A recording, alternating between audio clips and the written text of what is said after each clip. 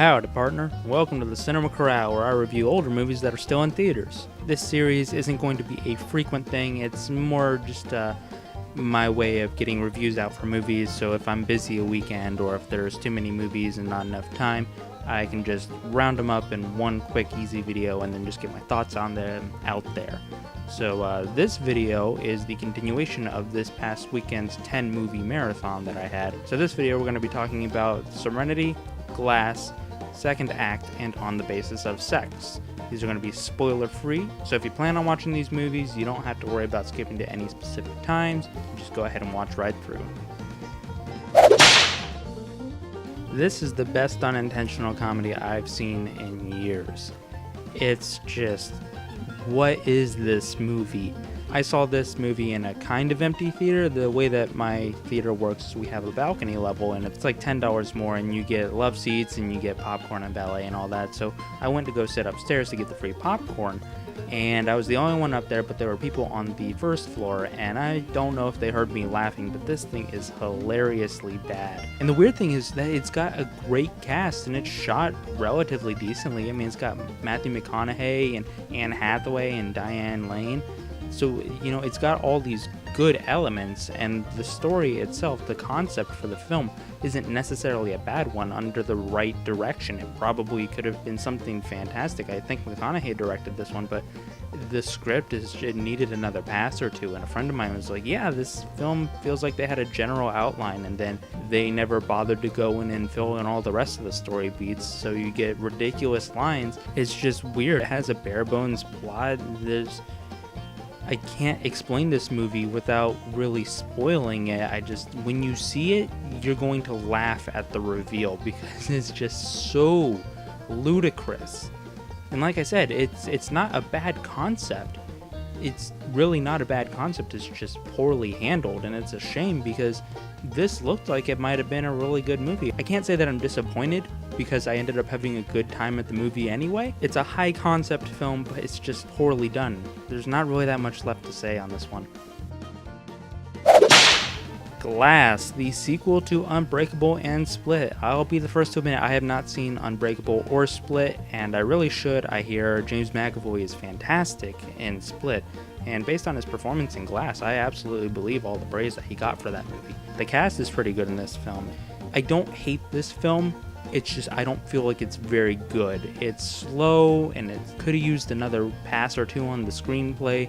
It's a little bit boring. There were two people in the audience that fell asleep. One guy left early.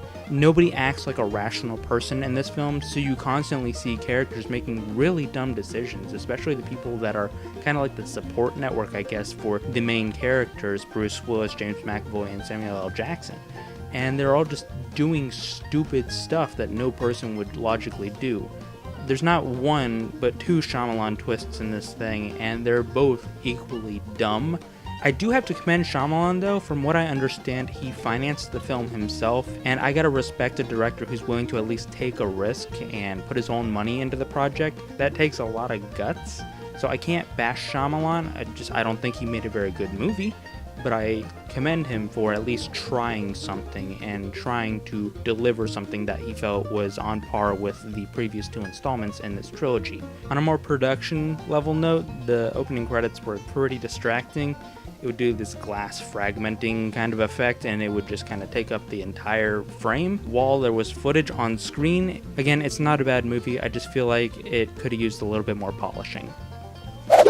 This is a Lifetime movie with a budget, and I mean that in the best possible way. It's harmless, it's inoffensive, it's kind of fun. I didn't have an unpleasant time at the theater. I kind of enjoyed myself. Jennifer Lopez and Leah Remini, they both have great chemistry together. It's nice to see Vanessa Hudgens doing something. It's just kind of run-of-the-mill. It's nothing spectacular. There's a reveal in the film and you kind of spot it coming maybe about 10-15 minutes out. It's perfectly watchable, so if you want to watch it, maybe a matinee. If you're a little unsure, it's definitely at least worth a rental. The side characters are kind of pointless and a little weird in that we don't know how to write quirky young people kind of way. One of the side characters has a fear of heights and she's just kind of annoying in that, oh, I'm socially awkward, look at me.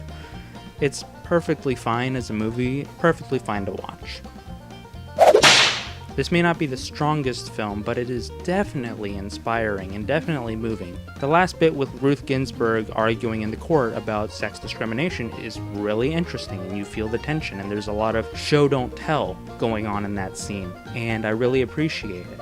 The rest of the film, it's okay. A lot of the dialogue is kind of on the nose, and there's almost every line felt like it was just overstating the importance, and it's important, but it's just maybe a little bit more development of character might have been nice. The family dynamic was really great. I loved her relationship with her husband, and I liked seeing the bits where she kind of patches up the relationship with her daughter.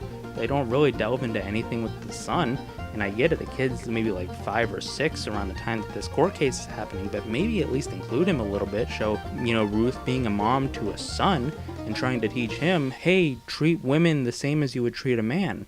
It's got a really good cast. I absolutely love Felicity Jones as Ruth Ginsburg. She does a phenomenal job in the role, and much like Vice and Stan and Ollie, it made me want to read more about Ruth Ginsburg, which is, again, something that I really have to commend the film on. A good biopic should make you want to learn about the subject. The only other complaint that I really have is the score is just really generic. It feels like they might have gotten it off of some royalty-free website for music, and it's serviceable. It's just there's nothing really stand out about it. I can't hum a couple bars of any of the pieces, and that seems to be just a common problem in a lot of films today, where just the music is just perfunctory. Again, nothing groundbreaking, but it's inspiring and very engaging, so I would recommend this film.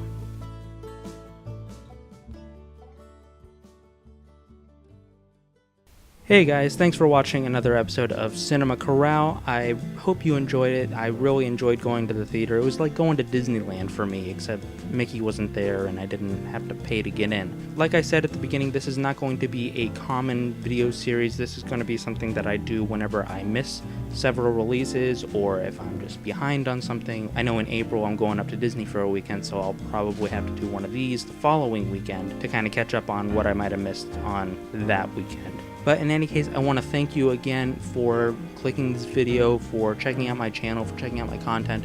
I really appreciate it. Again, I'm still getting this all under my fingers. It's been a while since I've done any kind of serious production work in terms of video editing. I'm still trying to decide on a finalized format for the Cinema Corral stuff. I know it's a little bit bare bones right now and I could use a little bit of sprucing up. But again, I hope you enjoyed this video, and I will see you next time.